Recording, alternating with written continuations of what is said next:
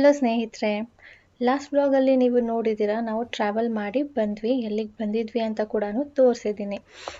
ಇಲ್ಲಿಗೆ ನಾವು ರೀಚ್ ಆಗೋದಕ್ಕೆ ಟ್ರೈನ್ ತೊಗೊಂಡಿದ್ವಿ. ಟ್ರೈನ್ ಬಂದು ಮೆಜೆಸ್ಟಿಕ್ಕಿಂದ ಹೊರಡುತ್ತೆ. ನಾವು ಯಶವಂತಪುರ ಜಂಕ್ಷನಲ್ಲಿ ಬೋರ್ಡ್ ಇನ್ ಮಾಡಿದ್ದು. ನಮ್ಮ ಟ್ರೈನ್ ಬಂದು 6:50ಗಿತ್ತು, ಸ್ವಲ್ಪ ಲೇಟ್ ಬಂತು. ಆ್ಯಂಡ್ ಇಲ್ಲಿಗೆ ಅರೌಂಡ್ 7ಗೆ ರೀಚ್ ಆಗಬೇಕಾಗಿತ್ತು. 7:20ಗೆ ರೀಚ್ ಆಗಿದ್ದೀವಿ. ಇದು ಬಂದು ಗೋಕರ್ಣ ರೋಡ್ ಅಂತ ಹೇಳಿಬಿಟ್ಟು. ಗೋಕರ್ಣ ರೋಡಿಂದ ಗೋಕರ್ಣ ಟೌನ್ ಹೋಗೋದಕ್ಕೆ 10 ಕಿಲೋಮೀಟರ್ ಇರುತ್ತೆ. ಸೊ ಇಲ್ಲಿಂದ ನೀವು ಜೀಪ್, ಟ್ಯಾಕ್ಸಿ ಅಥವಾ ಆಟೋಲೇ ಹೋಗಬೇಕು. ಇದು ನಮಗೆ 300 ರುಪೀಸ್ ಏನೋ ಅರೌಂಡ್ ಕಾಸ್ಟ್ ಆಗುತ್ತೆ.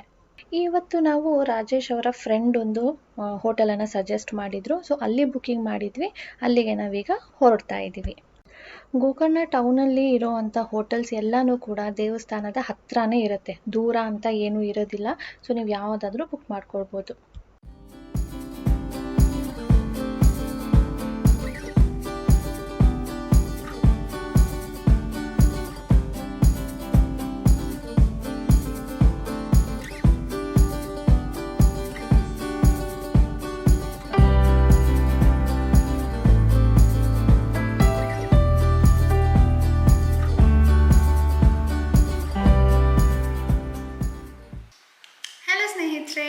Welcome back to my channel. ನಾನು ಚೈತ್ರ. ಇವತ್ತು ಗೋಕರ್ಣದಲ್ಲಿ ನಮ್ಮ ಫಸ್ಟ್ ಡೇ. ಲಾಸ್ಟ್ ವ್ಲಾಗಲ್ಲಿ ನಮ್ಮ ಜರ್ನಿ ಹೇಗಿತ್ತು ಅಂತ ಎಕ್ಸ್ಪೀರಿಯನ್ಸ್ ಶೇರ್ ಮಾಡಿದ್ದೆ.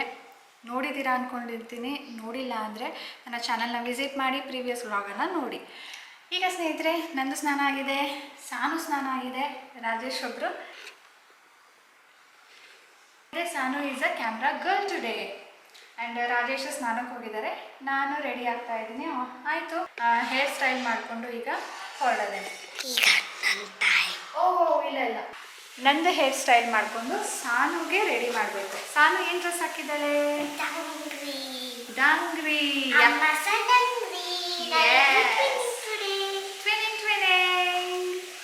ಓಕೆ, ಇಬ್ಬರದ್ದು ಡ್ರೆಸ್ ಹೇಗೆ ಕಾಣುತ್ತೆ ಅಂತ ಒಟ್ಟಿಗೆ ಆಮೇಲೆ ತೋರಿಸ್ತೀನಿ.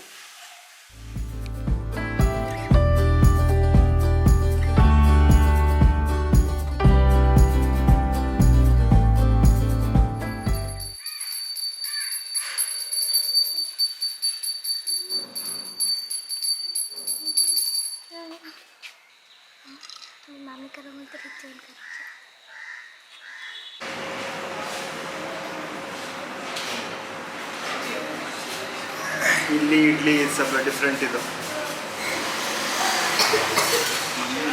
ನಾವು ಹಾಸ್ಟೆಲಲ್ಲಿ ಇದ್ದಾಗ ತಿಂತಿದ್ವಲ್ಲ ಈ ಥರ. ನೋಡಿ ಟೇಸ್ಟ್ ಇತ್ತು.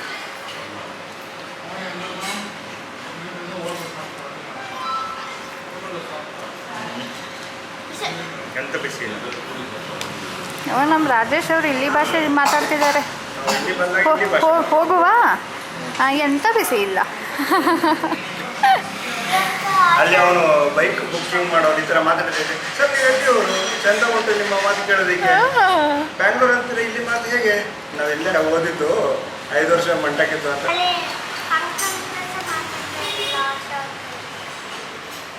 ಚೆನ್ನಾಗಿದೆ ಟೇಸ್ಟು. ದಪ್ಪ ಇದ್ರು ಇಡ್ಲಿ ಸಾಫ್ಟ್ ಆಗಿದೆ. ನೋಡೋಣ ನಾ ಏನೇನು ತರಿಸಿದ್ದೀವಿ ಅದೇನಿದೆ. ಇವತ್ತಿನ ಸೆಕೆಂಡ್ ಡಿಶ್ ಸಾನೂಸ್ ಪ್ಲೇಟ್.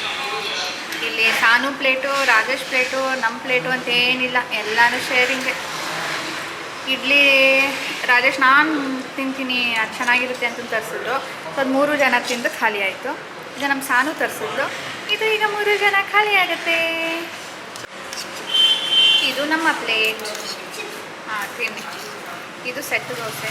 ನಾವು ಇಲ್ಲಿಂದ ಈಗ ಯಾಣಾಗೆ ಹೋಗ್ತಾ ಇದ್ದೀವಿ. ಯಾಣಾಗಿ ಇಲ್ಲಿಂದ 45 ಕಿಲೋಮೀಟರ್ಸ್ ಅಂತೆ.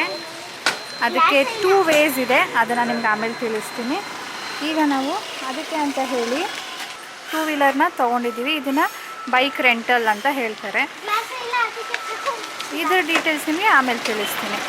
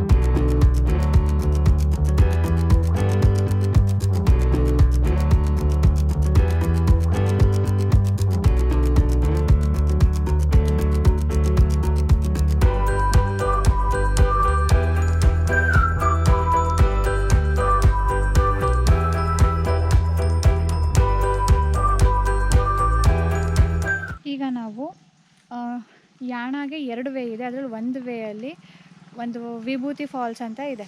ಆ ವಿಭೂತಿ ಫಾಲ್ಸ್ ರೋಡಲ್ಲಿ ಹೋಗ್ತಾ ಇರೋದು. ಈಗ ಇಲ್ಲಿ ಇಷ್ಟೊತ್ತು ಟಾರ್ ರೋಡ್ ಇತ್ತು, ಈಗ ಕಚ್ಚಾ ರೋಡ್ ಶುರು. ಇದು ಒಂದು 5 ಕಿಲೋಮೀಟರ್ ಹೀಗೆ ಇದೆಯಂತೆ. ಇದಾದಮೇಲೆ ನಮಗೆ ವಿಭೂತಿ ಫಾಲ್ಸ್ ಸಿಗುತ್ತೆ, ಅದಾದಮೇಲೆ ಯಾಣ ಸಿಗುತ್ತೆ. ನಾವು ಮೊದಲು ಎಲ್ಲಿಗೆ ಹೋಗ್ತೀವಿ ಬನ್ನಿ ನೋಡೋಣ. ರೋಡ್ ಹೇಗಿದೆ ನೋಡಿ. ಭಯ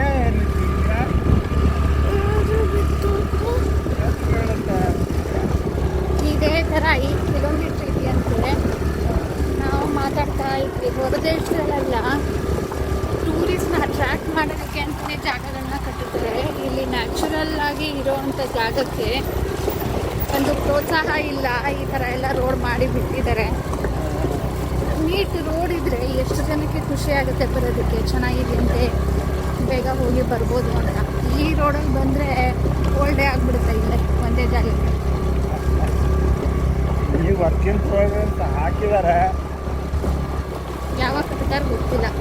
ಆಟೋಲ್ಲಿ ಬಂದು ಕಾರಲ್ಲಿ ಬಂದು ಸುತ್ತಾಡುತ್ತೆ, ಬಟ್ ಭಯ ಸ್ವಲ್ಪ ಕಡಿಮೆ ಇರುತ್ತೆ. ಇಲ್ಲಿ ಎಲ್ಲಿ ಟೈರ್ ಸ್ಲಿಪ್ ಆಗ್ಬಿಡುತ್ತೋ ಅಂತ ಭಯ. ಕ್ಷೇತ್ರ ಯಾಣಕ್ಕೆ ಸ್ವಾಗತ. ಇಲ್ಲೇ ವೆಹಿಕಲ್ ಪಾರ್ಕ್ ಮಾಡಿ ನಡ್ಕೊಂಡು ಹೋಗೋದು. ಬಸ್ನವರು mini bus TT 60, car jeep 40, bike 10. Let's go, let's explore Yana. ನಡೀರಿ ಬಾಪಟ. ಗೋಕರ್ಣ ಸಿಟಿಯಿಂದ ನಾವು 10:15ಗೆ ಬಿಟ್ಟಿದ್ದು. ಈಗ ಎಷ್ಟು? ಈಗ 12:20. ನಾವು ಬಂದೊಂದು 5 ನಿಮಿಷ ಆಯಿತು ಅಂದ್ಕೊಂಡು. ಮದರ್ ಡಾಕ್ಟರ್ ಡ್ರೆಸ್ ನೋಡ್ರಪ್ಪ, ಟ್ವಿನ್ನಿಂಗ್ ನೋಡಿ ಈಗ ಫುಲ್ ಟ್ವಿನ್ನಿಂಗ್ ಅಲ್ಲ. ನಾನು ಕೇಳಿದ್ಲು ನನಗೆ, ನಮ್ಮಮ್ಮ ಇಬ್ಬರ ಹತ್ರ ಯಾವುದಾದ್ರೂ ಸೇಮ್ ಡ್ರೆಸ್ ಇದೆಯಾ, ಟ್ವಿನ್ನಿಂಗ್ ಮಾಡೋಣವಾ ಅಂದ್ಲು. ಮೊದಲು ಟ್ವಿನ್ನಿಂಗ್ ಮಾಡೋಣವಾ ಅಂತ ಕೇಳಿದೆ. ಹ್ಞೂ ಸಾನು, ನನ್ನ ಹತ್ರನೂ ಡಂಗ್ರಿ ಇದೆ, ನಿನ್ನ ಹತ್ರನೂ ಡಂಗ್ರಿ ಇದೆ ಅಲ್ವಾ, ಇಬ್ಬರು ಹಾಕೋಣ ಅಂತ ಹೇಳಿಬಿಟ್ಟು ಹಾಕೊಂಡಿದ್ದೀವಿ. ಚಲ ಟ್ರೆಕ್ಕಿಂಗ್ ಮಾಡಿಸ್ತಾ ಇದ್ದೀವಿ. ಟ್ರೆಕ್ಕಿಂಗ್ ಇದು ಬರೀ ಅರ್ಧ ಕಿಲೋಮೀಟರ್ ಅಂತಲ್ಲ, ಅಲ್ಲಿ ಹೋಗ್ಬೇಕಿತ್ತು, ಸರಿಯಾಗಿ ಟ್ರೆಕ್ಕಿಂಗ್ ಆಗ್ತಿತ್ತು. ಅದು ನಾವು ಆಗಲೇ ಹೇಳಿದ್ವಿ 2 ವೇ ಇದೆ ಅಂದ್ಬಿಟ್ಟು. ಒಂದು ವಿಭೂತಿ ಫಾಲ್ಸ್ ಕಡೆಯಿಂದ ಬರೋದು, ಅದು ಬಿಟ್ಟು ಅದ್ರ ಮುಂದೆ ಯಾಣ ಇರೋದು. 2ನೇ ವೇ ಬಂದು ಮಿರ್ಜಾನ್ ಫೋರ್ಟ್ ಮೊದಲು ಸಿಗುತ್ತೆ, ಅದಾದಮೇಲೆ ಯಾಣ ಸಿಗುತ್ತೆ. ಆ ರೋಡು ಚೆನ್ನಾಗಿದೆಯಂತೆ, ಈ ಥರ ಇಲ್ಲ, ಕಚ್ಚಾ ರೋಡು ಪಕ್ಕಾ ರೋಡು ಇಲ್ಲ. ಅದ್ರ ಡ್ರಾಬ್ಯಾಕ್ ಏನಂದರೆ, ಈ ಥರ ಪಾರ್ಕಿಂಗ್ ಮಾಡಿಬಿಟ್ಟು 3 ಕಿಲೋಮೀಟರ್ಸ್ ನಾವು ಟ್ರೆಕ್ ಮಾಡಬೇಕು, ಅಂದರೆ ನಡ್ಕೊಂಡು ಹೋಗಬೇಕು. ಈ ವೇ ಅಲ್ಲಿ ಬಂದರೆ ರೋಡ್ ಚೆನ್ನಾಗಿಲ್ಲ, ಬಟ್ ಜಸ್ಟ್ ½ an hour ನಡಿಬೇಕು. ಇಲ್ಲಿ ನೋಡಿ, ಇಳಿಬೇಕಾದ್ರೆ ಡೌನು. ಇಲ್ಲಿ ನೋಡಿ, ಇಳಿಬೇಕಾದ್ರೆ ಡೌನ್ ಇದೆ. ಹತ್ತಬೇಕಾದ್ರೆ ನಮ್ಮ ರಿಯಾಕ್ಷನ್ ನೀವು ನೋಡಬೇಕು, ಇವಾಗೆಲ್ಲ ನೋಡೋದು. ನಾವು ಯಾಣಾಗೆ ಎಷ್ಟು ವರ್ಷದಿಂದ ಬರಬೇಕು ಅಂದ್ಕೊಳ್ತಿದ್ವಿ. ಅಲ್ಲಿ ನಡಿಬೇಕಾದ್ರೆ ತುಂಬ ನಮ್ಮ ಸಾನು ನಡೆಯೋಕ್ಕಾಗಲ್ಲ, ನಾವು ಎತ್ಕೊಂಡು ನಡೆಯೋಕ್ಕಾಗೋದಿಲ್ಲ ಅಂದ್ಬಿಟ್ಟು ಬಂದೇ ಇರಲಿಲ್ಲ. ಈಗ 3 months ಮುಂಚೆ ಒಂದು ಸಾರಿ ಬುಕ್ ಮಾಡೋಣ ಅಂದ್ಕೊಂಡ್ವಿ. ಆವಾಗ ಮಳೆ ಜಾಸ್ತಿ ಆಗೋಯ್ತು, ಸೈಕ್ಲೋನ್ ಬಂದಿತ್ತಲ್ಲ ಬೆಂಗಳೂರಲ್ಲಿ. ಸೊ ಆ ಥರ ಆಗಿತ್ತು ಅಂದ್ಬಿಟ್ಟು ಕ್ಯಾನ್ಸಲ್ ಮಾಡಿದ್ವಿ. ಈಗ ಫೈನಲಿ ಬಂದ್ವಿ. ಸೊ ಇಲ್ಲಿ ನೋಡಿ, first glimpse of Yana. Wow man, ಹೇಗೆ ಅಮೇಝಿಂಗ್, ವಾವ್ ನೈಸ್. ಹೆಂಗೆ ಕಾಣುತ್ತಾರೆ ನೋಡು, ಅಲ್ಲ ಸೂಪರ್ ಬ್ಯೂಟಿಫುಲ್. ಇದೊಂದು ಬ್ಯೂಟಿ, ಯಾಣ ಬ್ಯೂಟಿ. ಕೆಳಗಡೆಯಿಂದ ಮೇಲ್ಗಡೆ ತನಕ ನೋಡ್ತಾ ಇದ್ರೆ ನನಗೊಂಥರ ತಲೆ ಸುರಿದಂಗೆ ಆಗ್ತಾ ಇದೆ. ಅಲ್ಲಿ ನೋಡಿ, ಆ ಬೆಟ್ಟದ ಮಧ್ಯ ಒಂದು ಕಲರ್ಫುಲ್ ಮರ ಇದೆ. ಹೇಗೆ ಕಾಣ್ತಿದೆ. ಅದೆಲ್ಲ ಇನ್ನು ಮೇಲ್ಗಡೆ ಹತ್ತಂಗಿಲ್ಲ ಅನ್ಸುತ್ತೆ. ಇಲ್ಲ ಅಷ್ಟೇನೆ. ಇಲ್ಲಿ ಇದೆರಡು ಬಂಡೆಗಳ ಮಧ್ಯ ಒಂದು ಫುಲ್ಲು ಹಚ್ಚ ಹಸಿರು ಚಿಗುರು ಹೊಡೆದಿರೋ ಮರ ಇದೆ. ಚೆನ್ನಾಗಿದೆ ಅಲ್ವಾ? ರಿಯಲಿ ನಾವು ಬರೀ ಬಂಡೆಗಳು ನೋಡೋಕೆ ಹೋಗ್ಬೇಕಾ ಅಂತ ಯಾರೋ ಒಬ್ಬರು ಹೇಳ್ತಾಯಿದ್ರು. ಬಟ್ ಬರೀ ಬಂಡೆ ಅಲ್ಲ ಇದು. ಇದು ಒಂಥರ ಏನೋ ಕಾರ್ವಿಂಗ್ ಮಾಡಿರೋ ಥರ ಇದೆ ಅದು. ಅದು ಗ್ರ್ಯಾನ್ಯೂಲ್ಸ್ ನೋಡು. ಹಾಂ, ಅದು ತುದಿಗೆ ನೋಡು ಏನು ಸಕ್ಕತ್ತಾಗಿ ಕಾಣಿಸ್ತದೆ ಅಲ್ಲ. ಸೂಪರಾಗಿದೆ. ಇದನ್ನು ಡ್ರೋನ್ ಶಾಟ್ ಥ್ರೂ ತೆಗಿಬೇಕು, ಸಖತ್ತಾಗಿರುತ್ತೆ.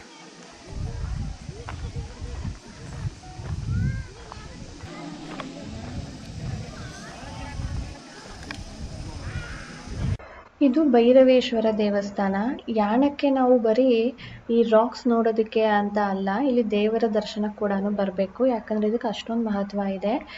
ಇಲ್ಲಿ ಒಂದು ಉದ್ಭವ ಮೂರ್ತಿ ಇದೆ, ಲಿಂಗ ರೂಪದಲ್ಲಿ ಶಿವ ಉದ್ಭವ ಆಗಿರೋದು. ಅದ್ರ ಜೊತೆ 2 ಮೂರ್ತಿ ಕೂಡ ಇಟ್ಟು ಪೂಜೆ ಮಾಡ್ತಾ ಇದ್ದಾರೆ.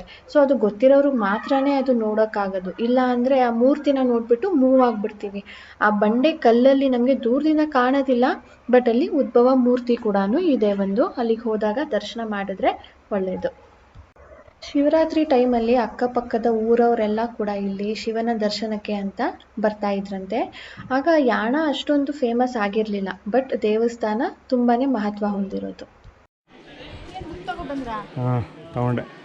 ನೋಡೋಣ ಯಾಕೆ ಏನಿದೆ ಇದು ಪೌರಾಣಿಕ. ಹಾಂ, ಅವ್ರು ಹೇಳಿದ ಅರ್ಥ ಆಯಿತು. ನಾನು ಈಗ ಕೇಳಿದೆ ಅವ್ರಿಗೆ ಬಂಡೆ ಹೇಗೆ ಫಾರ್ಮೇಷನ್ ಆಗಿದ್ದಿದ್ದು ಅಂತ. ಅವ್ರೇನು ಹೇಳೋದು, 2 ಥರ ವ್ಯಾಖ್ಯಾನ ಇದೆ ಪುರಾಣದಲ್ಲಿ. ಒಂದು ಬಂದು ಜ್ವಾಲಾಮುಖಿ ಸ್ಫೋಟ ಆಗ್ಬಿಟ್ಟು ಆಮೇಲೆ ಈ ಥರ ಆಗಿದ್ದು ಅಂತ. ಬಟ್ ಜಾಗ್ರಫಿಕಲಿ ಈ ಪ್ರದೇಶದಲ್ಲಿ ಜ್ವಾಲಾಮುಖಿ ಆಗೋ ಚಾನ್ಸಸ್ ಇಲ್ಲ ಅಂತ ಜಿಯಾಲಜಿಸ್ಟ್ ಅವರೆಲ್ಲ ಇದು ಮಾಡಿ, ಮೊದಲೇ ಈ ಬಂಡೆ ಭೂಮಿ ಕೆಳಗಡೆ ಇತ್ತು. ಯಾವಾಗಲೂ ವರ್ಷಾನುಗಟ್ಟಲೆ ಎಷ್ಟೋ ಕೋಟಿ 360 ಕೋಟಿ ವರ್ಷಗಳ ಮುಂಚೆ ತುಂಬ ಜೋರು ಮಳೆ ಬಂದಾಗ ಮಣ್ಣೆಲ್ಲ ತೊಯ್ದು ಹೋಗ್ಕೊಂಡು ಈ ಮಳೆ ಬಿಸಿಲುಗಳಿಗೆ ಈ ಥರ ಕ್ರ್ಯಾಕ್ ಹಾಕ್ಕೊಂಡು ಫಾರ್ಮೇಷನ್ ಆಗಿರೋ ಬಂಡೆ ಇದು. ಮೈಥಾಲಜಿ ಪ್ರಕಾರ ಇವರು ಏನು ಹೇಳೋದು, ಶಿವ ಭೈರವೇಶ್ವರ ರಕ್ತ ಬೀಜಾಸುರನ ಸಂಹಾರ ಮಾಡಾದಮೇಲೆ ಇಲ್ಲೇ ಬಂಡೆಯ ರೂಪದಲ್ಲಿ ನೆಲೆಸಿರೋದು ಅನ್ನೋ ಥರ ಹೇಳ್ತಾರಂತೆ. ಪ್ರದೇಶ ಮಾತ್ರ ಅಮೇಝಿಂಗ್ ಆಗಿದೆ. ಹಾಂ, ಅಮೇಝಿಂಗ್ ಆಗಿದೆ. ಹಾಂ,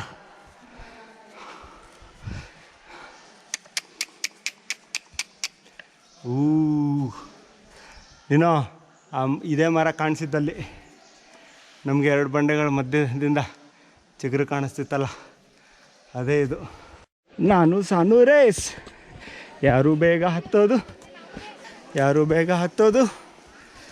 ಓ, ಸಾನುನೇ ಫಸ್ಟ್ ಆಗಿಬಿಡ್ತಾ ಇದ್ದಾಳಲ್ಲಪ್ಪ. ಐಡಿಯಾ ಮಾಡಿಸಿ ಬೇಗ ಹತ್ತೋ ಥರ ಮಾಡಿದ್ದಾಯ್ತು ಈಗ ರೇಸ್ ಅಂತ. ಮೇಡಮ್ ಬಂದರೆ, ಏಯ್ ಪಾಪ ಕಾಲು ತೊಳ್ಕೊಬಾ ಈ ಕಡೆ. ಈ ಬೆಟ್ಟ ಬಂದು ಭೈರವೇಶ್ವರ ಬೆಟ್ಟದ ರೂಪದಲ್ಲಿ ನಿಂತಿರೋದು. ಏನು ಆ ಬೆಟ್ಟ ಬಂದು ಪಾರ್ವತಿ ಬೆಟ್ಟದ ರೂಪದಲ್ಲಿ ನಿಂತಿರೋದು. ಯಾರೋ ಸ್ಕೂಲ್ ಟ್ರಿಪ್ಗೆ ಬಂದಿದ್ದಾರೆ, ಚೈತ್ರ ಫಾಲೋವರ್ಸ್ ಅಂತ ಮಾತಾಡ್ಸ್ತಾ ಇದ್ದಾರೆ. ಅದೇ ಕೂರ್ಗಿಂದನಾ? ಓಕೆ, ಯಾವ school? Saint Joseph. Okay,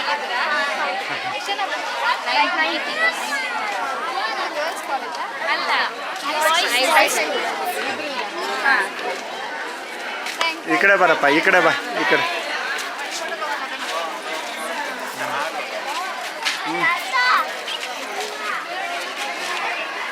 Chaitra followers ಅಂತ ಸ್ಕೂಲಿಂದ ಟ್ರಿಪ್ಪಿಗೆ ಬಂದಿದ್ದಾರೆ.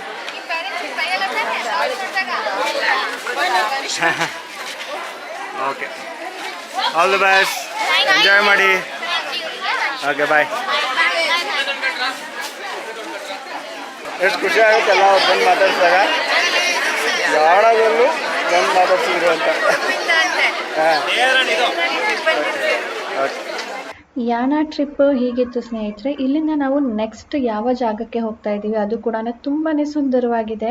ತುಂಬಾ ಲೆಂತಿ ಆಗುತ್ತೆ, ಡೀಟೇಲ್ ಆಗಿ ನಿಮಗೆ ತಿಳಿಸೋಣ ಅಂತ ಹೇಳ್ಬಿಟ್ಟು ಈ ವ್ಲಾಗನ್ನು ಇಲ್ಲಿಗೆ ಎಂಡ್ ಮಾಡ್ತಾ ಇದ್ದೀನಿ. ನಿಮ್ಮೆಲ್ಲರಿಗೂ ಈ ಜಾಗ ತುಂಬ ಇಷ್ಟ ಆಗಿದೆ ಅಂದ್ಕೊಳ್ತೀನಿ. ನಿಮ್ಗೇನಾದರೂ ಇನ್ಫಾರ್ಮೇಷನ್ ಬೇಕಿದ್ರೆ ಕಮೆಂಟ್ ಮಾಡಿ ತಿಳಿಸಿ.